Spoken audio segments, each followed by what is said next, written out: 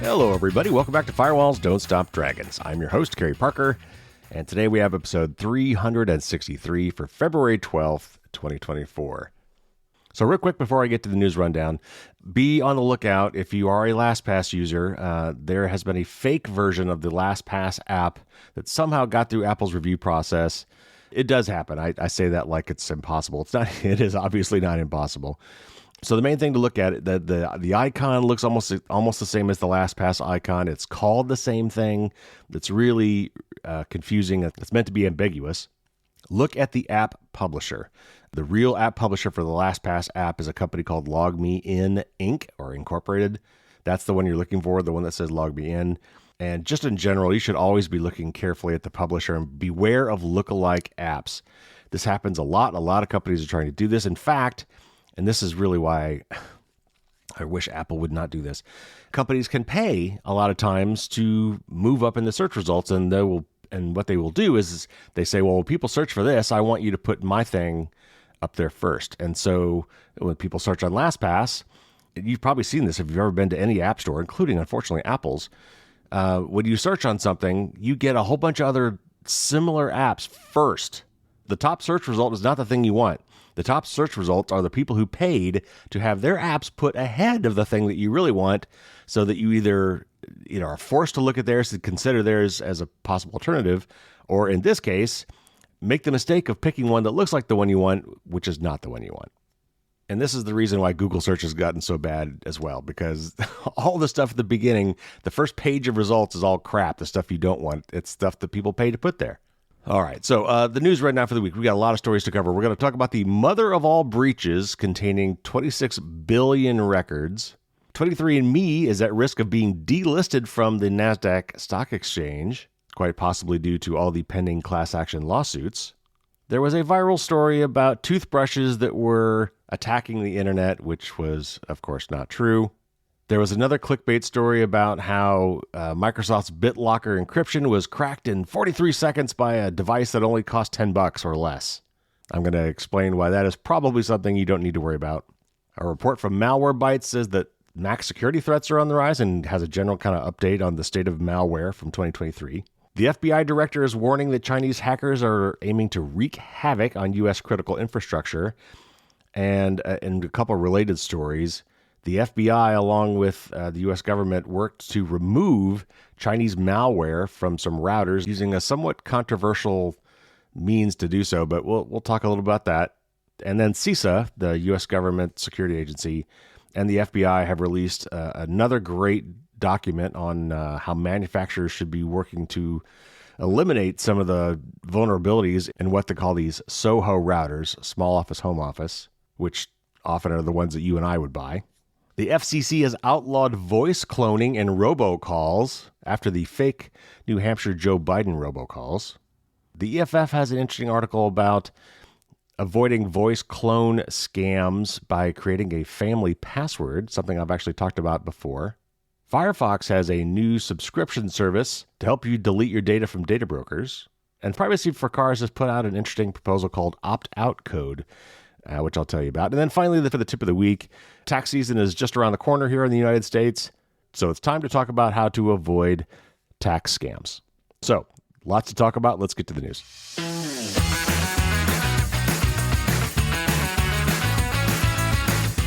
All right, first up, this is from Cyber News, and it's about the mother of all breaches. There are data leaks, and then there's this. A supermassive mother of all breaches, or MOAB for short, includes records from thousands of meticulously compiled and re-indexed leaks, breaches, and privately sold databases. Bob Diachenko, security researcher and owner at securitydiscovery.com, together with the Cyber News team, has discovered billions upon billions of exposed records on an open instance, which means a server. Even though at first the owner of the database was unknown, a company I'd never heard of either called Leak Lookup, a data breach search engine, said it was the holder of the leaked data set. The platform posted a message on X, or Twitter, saying that the problem behind the leaks was a quote-unquote firewall misconfiguration, which was fixed. Oh, great. According to the team, while the leaked data set contains mostly information from past breaches, it almost certainly holds new data that was not published before. The MOAB contains 26 billion records over 3,800 folders, with each folder corresponding to a separate data breach. While this doesn't mean that the difference between the two automatically translates to previously unpublished data, billions of new records point to a very high probability that the MOAB contains never-seen-before information.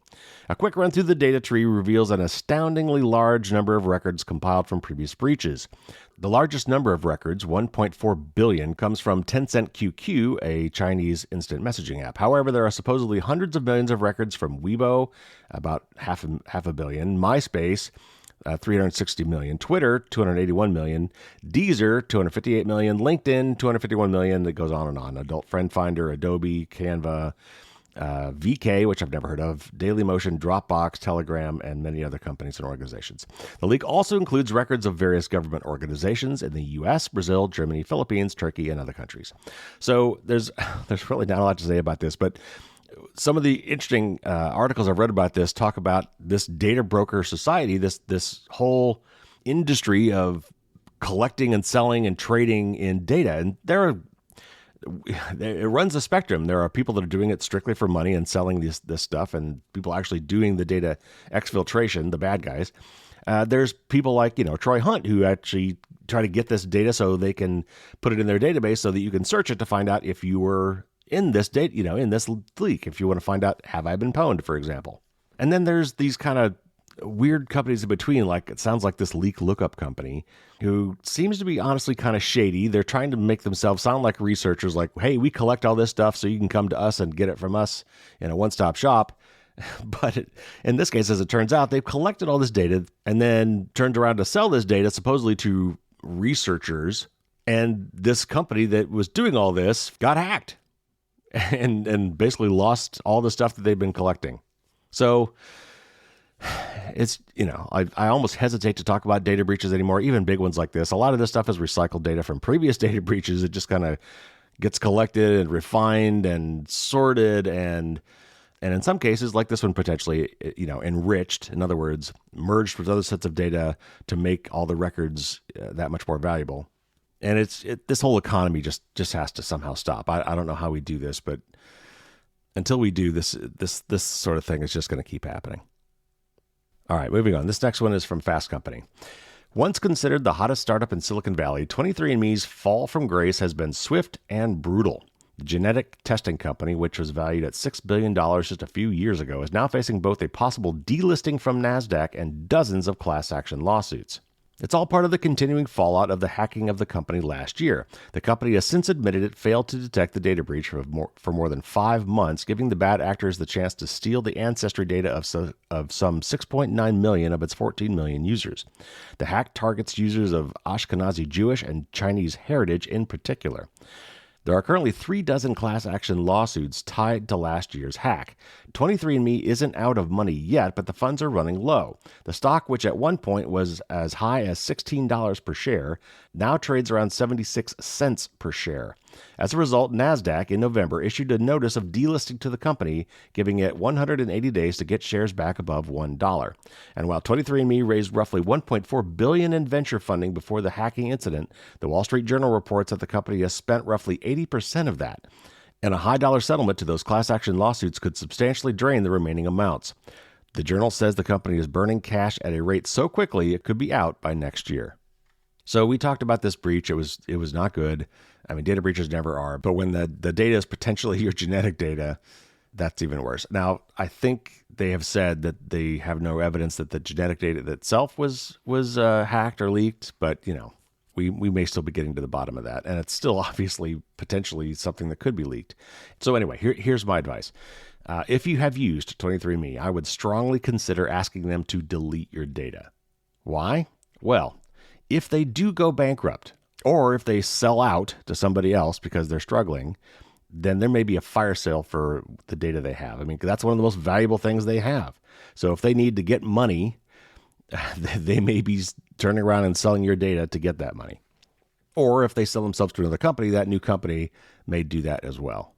So if you've already used 23andMe, I would seriously consider asking them to delete your data. Regardless, of course, even if you don't want to delete your data, you should go online. You should go to the 23andMe account, find your online settings, and restrict the sharing of your data as much as possible, whatever you can find. And that may involve actually sending them a written letter. Some of these privacy policies make it really easy to opt in and very hard to opt out. You might also want to request a copy of your data. But if it were me and I'd use 23andMe, I would get a copy of my data and get out and tell them to delete anything they have on me.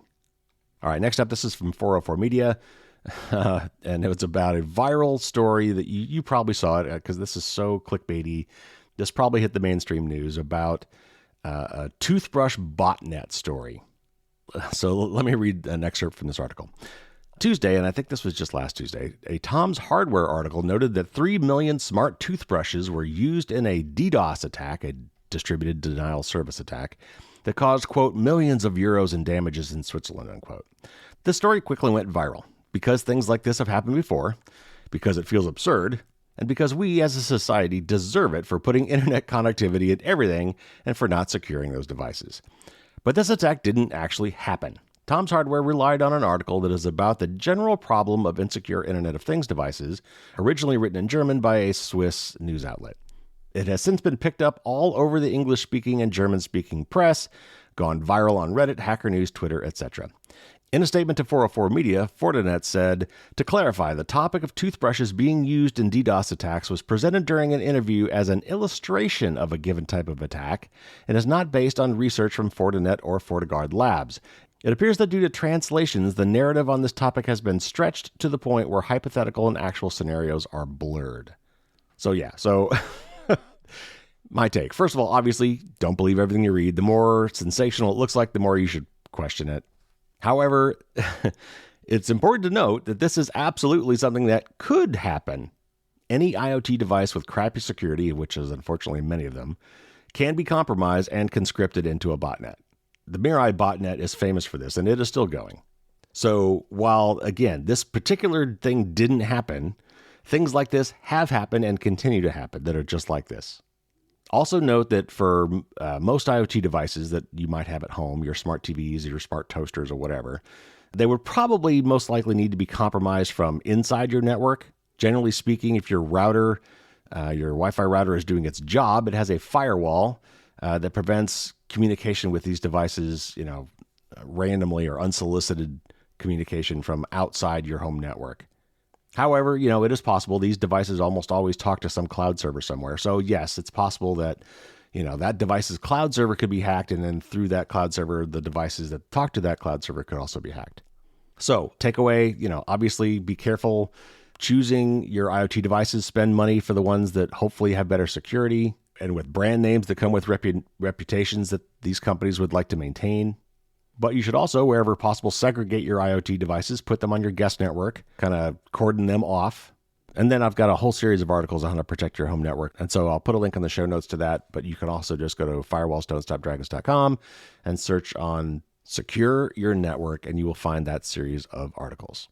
So Tom's Hardware hasn't been doing some really good stuff lately, and that's a shame. And here's an example of another article from Tom's Hardware recently that was just not well done. So the headline for this article is, YouTuber breaks BitLocker encryption in less than 43 seconds with sub $10 Raspberry Pi Pico. So what does all that mean? So BitLocker is Microsoft's built-in hard drive encryption software. And a Raspberry Pi Pico is a tiny version of the Raspberry Pi single board computer, which is really a lot of fun. If you ever want to get into some hobby stuff, these things are great. But yeah, they cost $9.99 or something like that, so technically sub $10. And this guy figured out a way to break the BitLocker encryption. That actually is true, but there's a lot more to it. So let me read very briefly from the article, and then I'll give you my take. BitLocker is one of the most easily accessible encryption solutions available today, being a built-in feature of Windows 10 Pro and Windows 11 Pro that's designed to secure your data from prying eyes.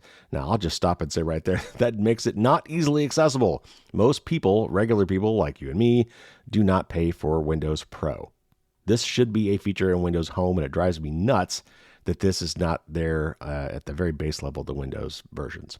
Anyway, however, YouTuber Stack Smashing demonstrated a colossal security flaw with BitLocker that allowed him to bypass Windows BitLocker in less than a minute with a cheap sub-$10 Raspberry Pi Pico, thus gaining access to the encryption keys that can unlock protected data. After creating the device, the exploit only took 43 seconds to steal the master key. And that first part, after creating the device, is doing a lot of work, but I will come back to that. To do this, the YouTuber took advantage of a design flaw found in many systems that feature a dedicated Trusted Platform Module, or TPM. For some configurations, BitLocker relies on an external TPM to store critical information, such as platform configuration registers and volume master key, while some CPUs have this built in. For external TPMs, the TPM key communications across an LPC, or low pin count bus. I'm sorry, these are all jargon. Don't worry too much about this. I'll come back to it. Across this LPC bus with the CPU to send it the encryption keys required for decrypting the data on the drive. Stack Smashing found that the communication lanes on this bus between the CPU and the external TPM are completely unencrypted on boot up, enabling an attacker to sniff critical data as it moves between the two units, thus stealing the encryption keys. Okay, all of that is technically true. However, it is not easy to do. The headline would make you believe that any schmo with 43 seconds and a $10 Raspberry Pi Pico could now, break the hard drive encryption on your Windows computer. That is definitely not true. First of all, this guy was really smart. He really knows what he's doing. He knows how to use a logic analyzer. He knows his way around a motherboard. He understands all the signaling on these buses. This is not something an average Joe could do. I watched the video that this guy posted. It's not that long, and that you can get to it yourself by going to this article. The video's right there embedded there. But even if you had this guy's design and downloaded this guy's software, you would be challenged. Any average person would be challenged to build this little guy's custom data probe. And you would have to be able to open your computer, which could be a laptop, and which is a lot harder than most desktop computers to open up and kind of figure out. You'd have to be able to probe around on the motherboard to find these data lines. You would have to have an older motherboard that had a separate TPM chip. This guy did a very specific probe for a very specific motherboard that happened to have a certain set of pin pads on the motherboard that replicated the lines to these on this low bit count bus to the TPM. So he built a custom probe, which he had to solder together with this Raspberry Pi thing, creating a custom circuit board, and then write custom software to do it. He had to disassemble his laptop, peel off stickers and other things to expose these pads. It was not easy. And yet this headline would have you believe that it was. Hey, for $10 in 43 seconds, you can get to somebody's encrypted hard drive. That is just not true. Also, again, this is older. Almost all modern computers do not have a separate discrete TPM chip where this would expose this communication between the TPM chip and the CPU. So anyway, even if you did have an older computer that had a discrete TPM chip that was running Windows 10 Pro, because it wouldn't be Windows Home, because Windows Home doesn't have BitLocker, a bad guy would need some real sophistication to be able to build this thing, to be able to probe your motherboard, would have to have unfettered access to your device, take it apart to try to do this. So anyway, I'm just really kind of angry. This headline makes it sound like it's so much worse than it actually is. All right, let's just move on. Malwarebytes has released its annual report on malware, and 9to5Mac did some reporting on it. Of course, being 9to5Mac, they kind of focused on the fact that Mac security threats are on the rise. But there's just kind of some random points in here that I want to pull out that I think are interesting. So first, from the 9to5Mac article, it says, Malwarebytes has released its latest report digging into the state of malware to start 2024. The findings include which countries see the most ransomware attacks, the evolution of malware over the last year, how Mac threats are growing, which Mac threats to watch out for, and more. Malwarebytes released its 29-page 2024 State of Malware report today. In its opening, the company says, as we enter 2024, ransomware remains the most significant cyber threat facing businesses. Awash with money, the ransomware ecosystem surged in 2023 and continues to evolve its tactics. The number of known attacks increased 68%. Average ransom demands climbed precipitously, and the largest ransom demand of the year was a staggering $80 million requested by the Lockbit gang following an attack on Royal Mail. And then it has several interesting charts. You can download this yourself. You have to give them an email address, unfortunately, and which signs you up for a newsletter. But this one graphic I thought was interesting. So it shows the known ransomware attacks by country in 2023, and 45% were the USA. The next closest single country listed was the UK at 7%, though there is a huge 27% chunk of other in there too. But I was just shocked that basically half of all the ransomware attacks were against the U.S. companies. That's staggering. It also says that the amount of ransomware attacks increased significantly in 2023, shooting up 68%. The report goes on to cover developments in malvertising, zero-day ransomware, living off the land cyber attack techniques, and Android banking Trojans before getting into the state of malware on Macs. The report highlights the new Mac stealer malware we saw across the year and the quick evolution of the threat. This is one of the important ones to watch out for in 2024. So stealer malware is something that we've seen a lot of in recent years. I haven't talked about it specifically much, but I just wanted to make sure that you're aware. This is the type of malware that if they trick you into installing it on your computer, monitors your computer for information. It tries to steal information. It can log your keystrokes, so it can try to get passwords or social security numbers, or in a lot of cases, they're looking for crypto wallet information. That's a big thing that these stealer apps try to get. But they can also, if they have access to your files, if they get enough permissions, they can try to steal cookies from your browser sessions, which would allow them actually to kind of bypass your login process. Because if you have this session cookie for some amount of time, that is kind of the token that they use to say, oh, you're already logged in, you don't have to log in again. Many of these apps are blocked by Apple's built-in security apparatus, which, again, they don't tout very much, but it is there. And again, we discussed this with Patrick Ward a little bit last week. But we didn't really talk about Gatekeeper. This is another function that is built into Apple products that require apps that run on a Mac to be notarized, to be signed. And a lot of these apps, when you're downloading them, actually have built-in instructions for how to bypass Gatekeeper. And the way you do that, you could basically run any app on a Mac you want as long as you say, "Are you sure you want to do this?" And you say yes. And so they actually give you instructions for when you download the app. You know how a lot of applications come with little starter guides, like how to install the app. Well, they actually tell you to do it in a way that bypasses Gatekeeper. So instead of installing the app, you download the file, you right-click on that file, and you say open. And then when it says, "Are you sure you really want to open this?" you say yes. And these are the instructions like, hey, this is the user guide for using my app. Like, this is just totally normal. This is how you do it. So if you see those kind of instructions on how to run an app, know that what it is doing, it is getting you to work around Apple's built-in defenses. So therefore, you need to be very careful about any apps that you do that with and be immediately suspicious if that's how it's telling you to run the app. All right, next I got a series of related articles. Let's start with this first one, and I found this on NBC News, not a source I usually quote, but that's where I found it. So let me read this first.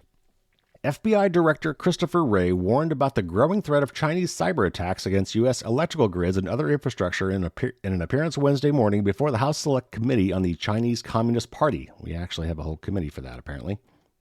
And Director Wray said, Chinese hackers are positioning on American infrastructure in preparation to wreak havoc and cause real-world harm to American citizens and communities if or when China decides the time has come to strike. Wray also argued that there have been far too little public focus on Chinese hackers targeting critical infrastructure in the U.S., such as water treatment plants, electrical grids, oil and natural gas pipelines, and transportation systems, according to his remarks. And he also said, the risk that poses to every American requires our attention now. As Wray testified, the Justice Department and the FBI announced that they had disabled a Chinese hacking operation that had infected hundreds of small office and home routers with botnet malware that targeted critical infrastructure, and I will get to that in the next article.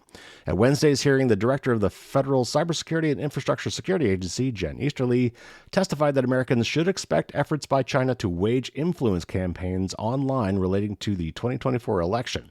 However, she added that she was confident that voting systems and other electrical infrastructure are well defended. So now let me take you to the next article from Ars Technica about that malware removal campaign from the FBI. The U.S. Justice Department said Wednesday that the FBI surreptitiously sent commands to hundreds of infected small office and home office routers to remove malware China's state-sponsored hackers were using to wage attacks on critical infrastructure.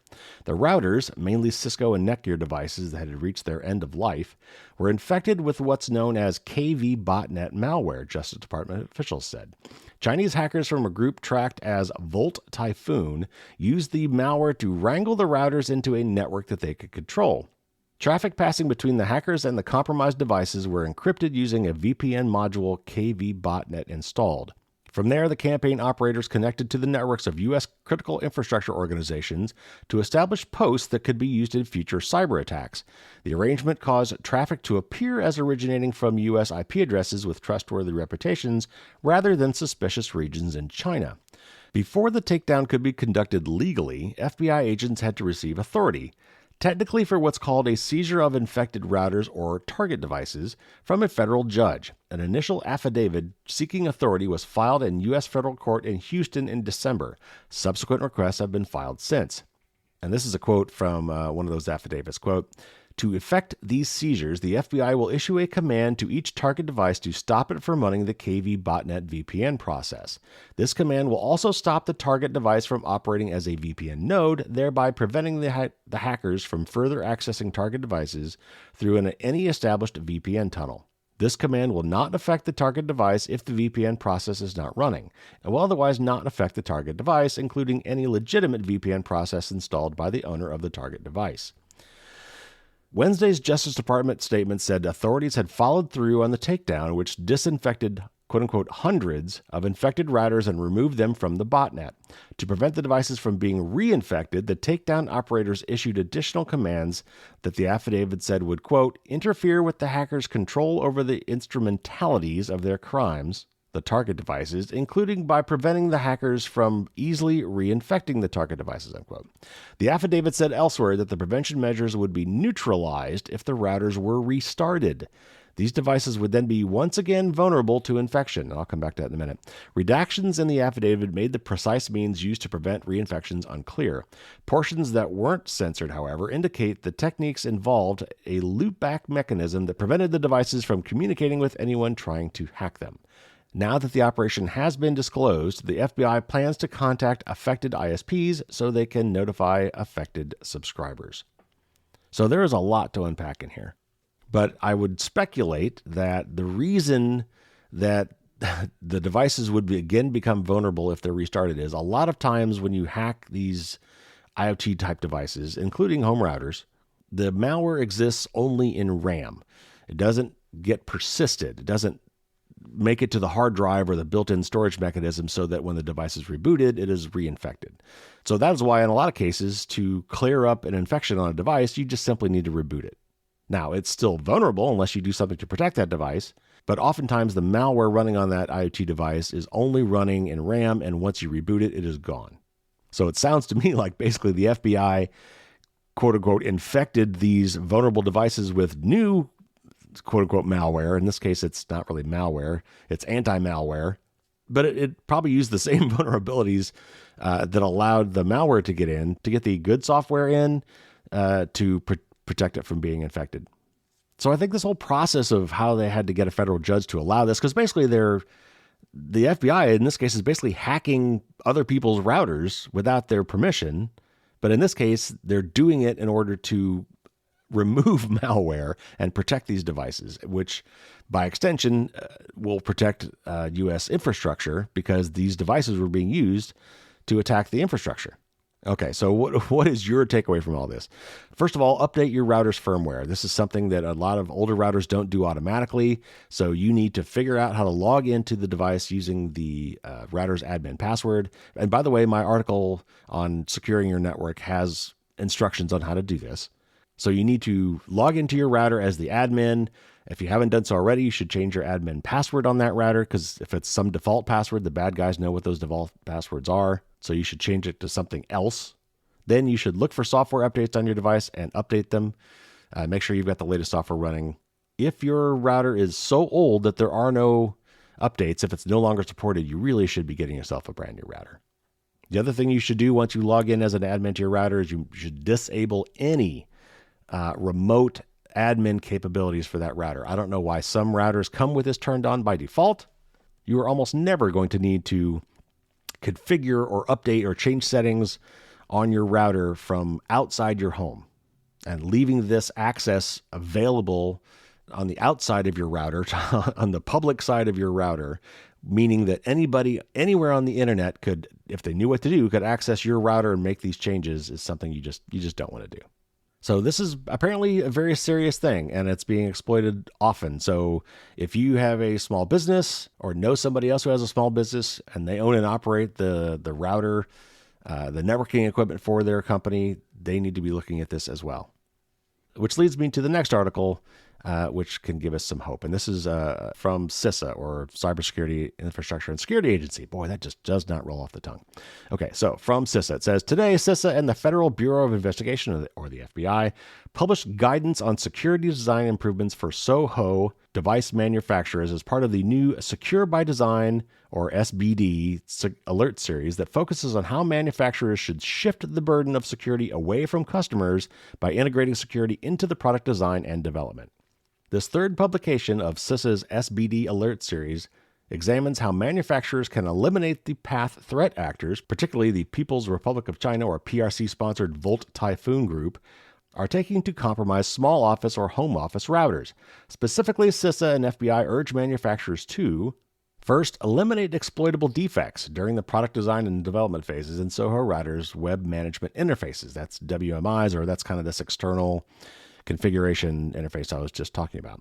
And second, to adjust default device configurations in a way that A, automates update capabilities, B, locates the web management interface on the LAN side ports, in other words, internally only, and C, requires a manual override to remove security settings. So that last one is a new one, and I think it's a very interesting idea. Basically, what they're saying is, to prevent remote hacking of devices, let's make certain settings, at least, maybe security settings or configuration settings or software update settings, these kind of things that are really important. Let's make sure that they're, first of all, only available if you're on the network. You can't do this from the broader internet, from outside your network. And second, they actually require you to go up to the device and physically interact with it in some way. Let's say there's some button on your router that you have to go press in order to make a change. And that once you hit that button, you've got, let's say, 5 minutes or 10 minutes to make a change, and then it reverts back to locked, basically. So you go to your router, you're logging in as your admin, and you want to update the software, and it says, whoa, before you do this, you need to go to your router and push that little button that's blinking right now. And so you go to your router, you see the flashing light, you push the button, and then you can go back and make the update happen. So why would you do that? Well, what that means is that you can no longer do these things remotely. So somebody in China can't hack your router if they can't make any changes to your router because they're not there to press that little button. So yes, is that inconvenient? A little bit, but how often do you change these things on your router? And just putting this little speed bump, this little extra bit of defense in there could make a huge difference. It's kind of like physical two-factor authentication. So I'm glad to see CISA is doing this sort of thing. This security by design effort is really great. I'm glad to see they're pushing this. They've put out several guides on this. You can go to their site right now. If you go to CISA.gov, that's CISA.gov, /secure by design, all lowercase, all run together, you will see their whole series of articles on this.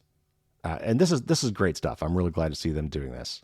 And I absolutely agree with this mentality of we need to build the security in by design, and we need to take the security responsibility as much as possible away from the customer and just build it into the system. It should be secure out of the box, and it should be secure by default.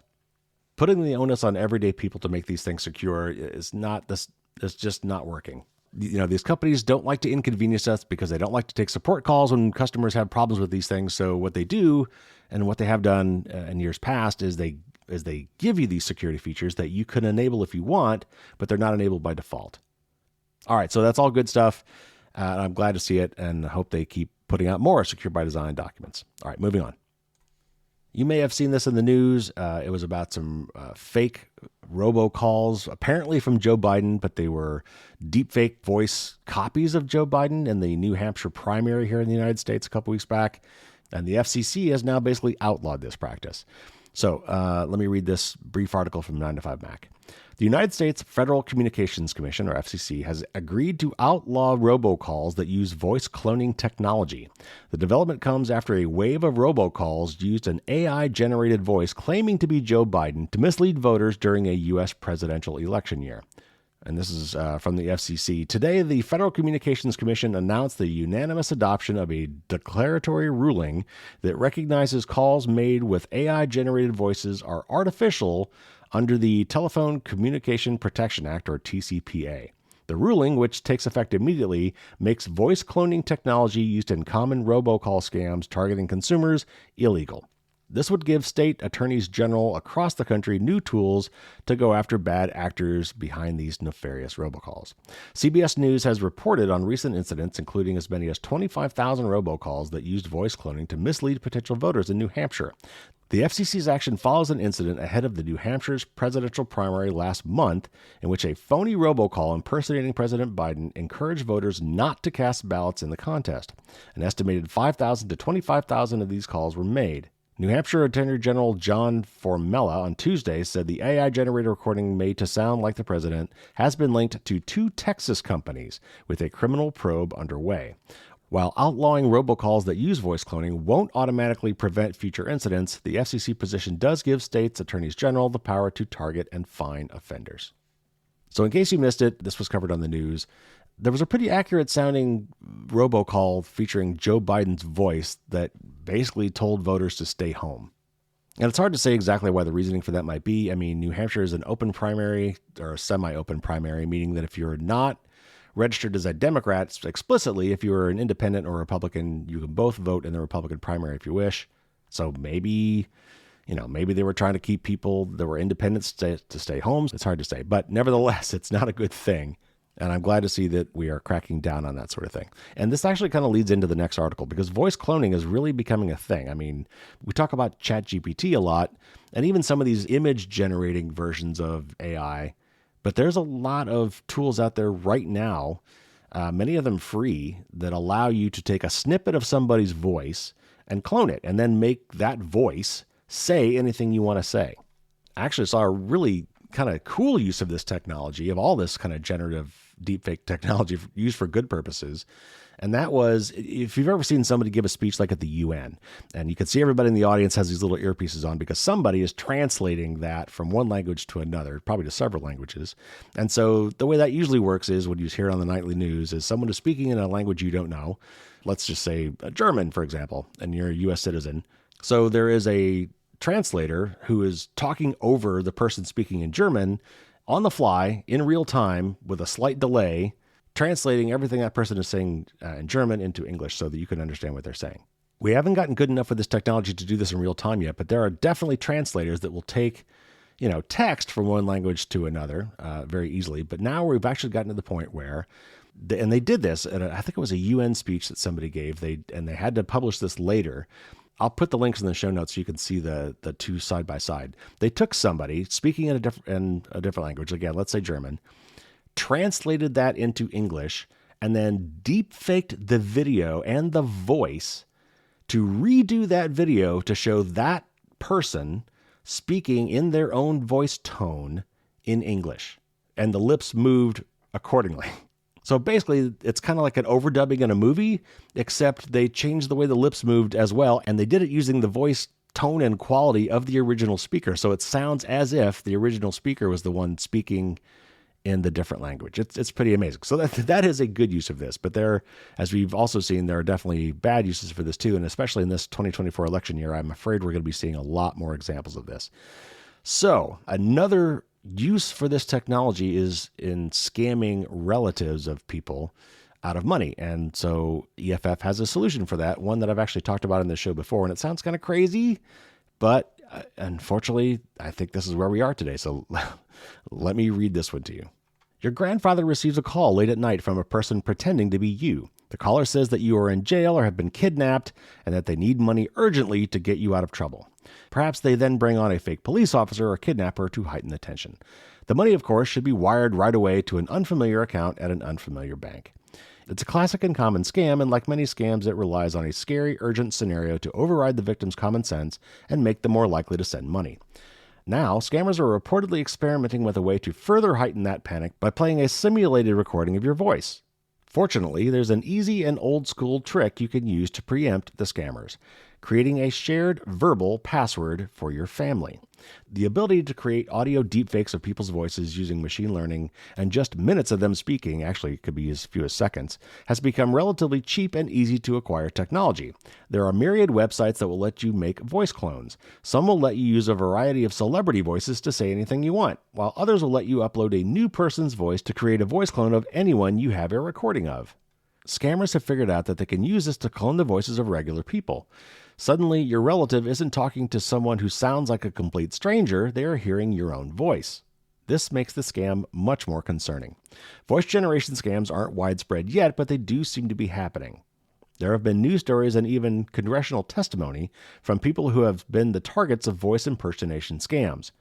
It is likely that the scams will grow more prevalent as the technology gets cheaper and more ubiquitous.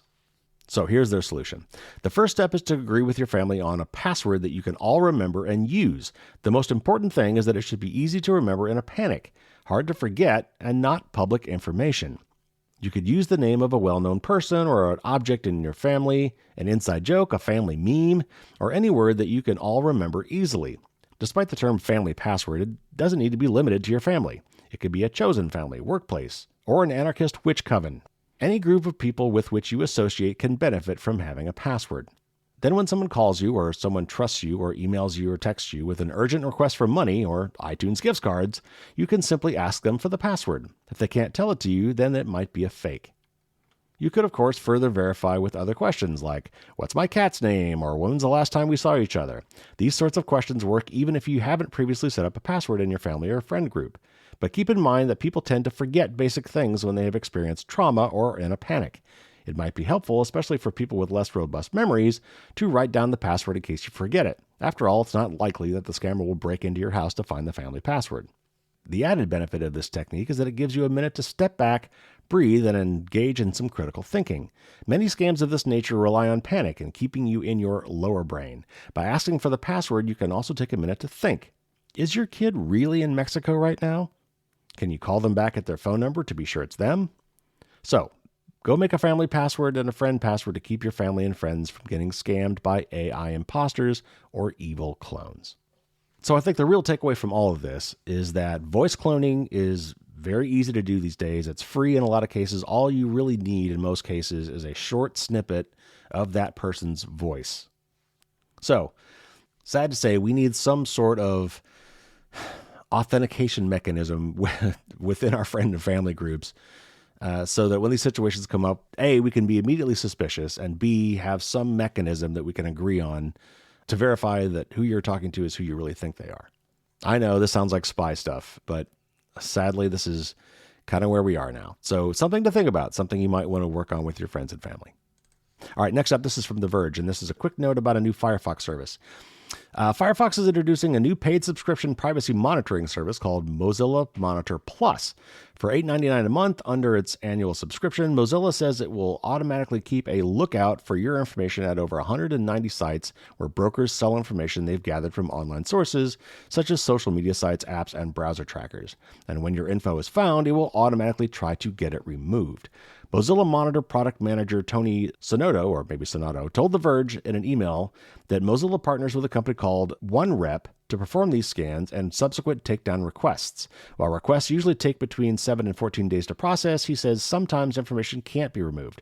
Mozilla will keep trying, he added, but will also give Plus members instructions for attempting removal themselves. Basic Monitor members will get a free scan and a one-time removal sweep, plus continual monthly data broker scans afterward, Mozilla says. The paid subscription builds on the free dark web monitoring of Mozilla Monitor, previously called Firefox Monitor, a service Mozilla debuted in 2018. Services like this are fairly common, but they're not all well known to most people, and searching for them is as likely to turn up sketchy scam sites as it is legitimate service providers like, for instance, Delete Me. That makes it difficult to suss out trustworthy companies, which is really where Mozilla's reputation as a privacy-first subsidiary of the open-source nonprofit Mozilla Foundation could help. So I actually want to do a whole interview on some of these data deletion sites, so I'll be working on that. We'll see if I can pull that together. And also, by the way, next week I'm going to be talking to somebody from Mozilla about another great service they offer, but we'll get to that in a minute. All right, finally, one quick note. Privacy for Cars, who we love. We've had Andrea Amico on the show a couple times, and next week I'll be talking to somebody from Mozilla about the problem with privacy in cars. But they've come out with something new and interesting. I want to just make you aware of it, called opt-out code. It's sort of an extension to like global privacy control, which is something you can enable in your web browser, which if you're interested, I've got an article on that on Firewalls Don't Stop Dragons. And it's kind of a way for you to say to everybody in a kind of a blanket way, hey, I don't want to be tracked. If that's something you care about, if that's something that me saying I don't want you to do it means that you won't do it, please don't do it. And of course, here in the United States, there's absolutely nothing requiring companies to pay any attention to that signal whatsoever. And this opt-out code has the same problem in that it is an interesting way for you to give a universal opt-out signal in ways that the global privacy control signal doesn't cover. But for the most part, nobody is required to pay any attention to it. So anyway, let me just tell you what it is. Basically, their idea is, and if you go to optoutcode.com, you can read about it.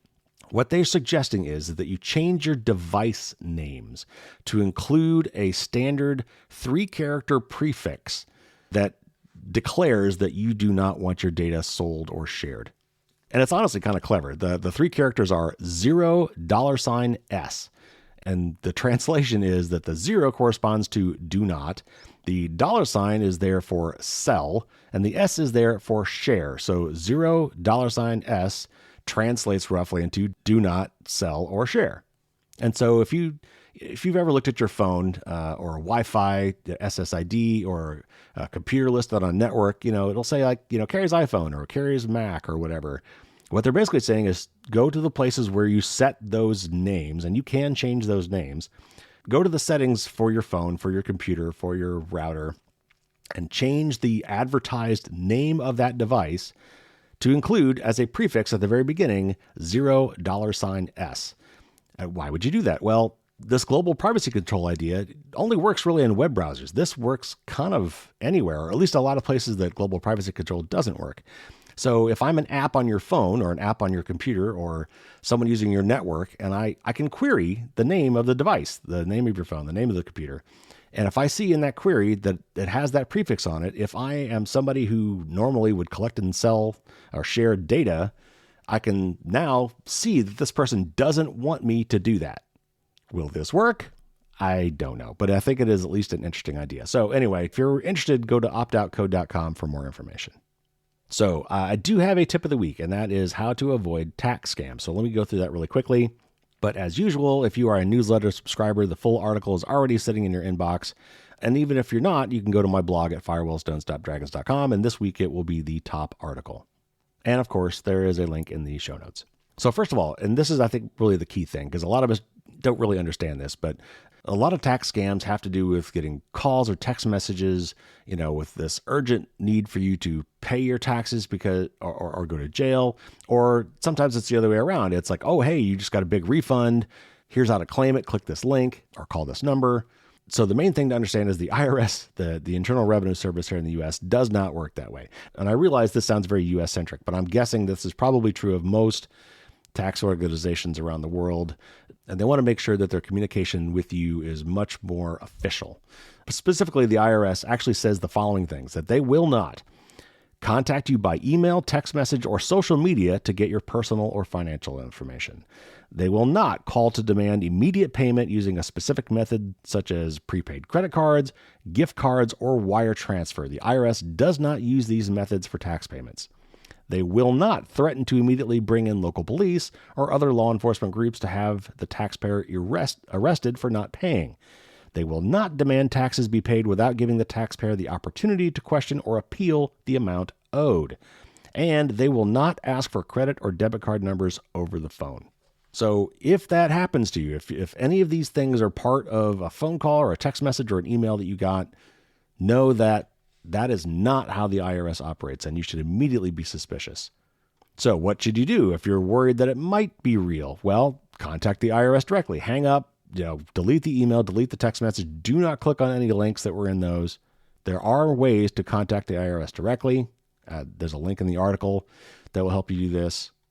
On the other hand, if you are sure that this is a scam, that this is a phishing email, that they're trying to get you, you could forward that email to a special email address at the IRS to help them find and hopefully stop these sorts of scams. You could forward that email to phishing@irs.gov. That's phishing, phishing@irs.gov. Just forward it to them. And if it's a text message, you could take a screenshot of that text message and send that in an email to that email address. And just make sure you include the number it came from and the time you got it, if that's not captured already in the image that you send. So the other things you could do to prevent tax scams, you should plant your flag. In other words, you should claim your IRS account if you have not already. You have an account with the IRS if you're a U.S. citizen, even if you've never used it, or at least if you're old enough to be making money. The IRS has an account there for you, and you should log in and claim that account. Furthermore, if you really want to kick it up a notch, and I think you probably should, I've done this, you can create what's called an IRS IP PIN. This is basically like two-factor authentication for your IRS account. And what will happen once you sign up for this is they will issue you a 6-digit code every year. And in order to file your tax return, either on paper or e-file, you will need to include this PIN number, which also means that if you have someone else prepare your taxes for you, they will need this PIN number as well. Once you sign up for this, they'll just send you a new one every year. So I recommend that you file early. That just shortens the window for bad guys to get up to any mischief. Claim your IRS account. Make sure you've logged in and given a good, strong password. Sign up for this IP PIN thing so that nobody can file your taxes but you or whoever gets this PIN. A couple other quick notes. Most tax preparers today have a secure online web portal for you to exchange, your financial data, upload your tax forms, things like that. I would not worry about those. Those tend to be very secure. However, if you just don't want to trust those and you can get your tax preparer to go for this, a lot of them will probably insist that you use their tax portal. But there are ways, and I've documented them, on how to send files securely. In other words, how to encrypt them properly. And if you go to my website and search on send files securely, you'll find that article. It's actually one of my most popular articles. And then I'm not going to get into this here, but there's also some notes about how to avoid the free file scams. And this is, honestly, these are coming from Intuit with TurboTax and some of these other companies that claim to have a free file program, but by the time you get to the end, surprisingly, there's something that means that you can't file for free. You have to upgrade and pay for Deluxe or Premier or whatever. This is something that's been going on for years. The Federal Trade Commission has been trying to crack down on this. The federal government is finally going to be offering a free file program. In fact, there's a pilot program for a few states this year, so you might qualify for. So anyway, all of that is in the article. I encourage you to read it if that is something that interests you. So that will do it for news and your tip of the week.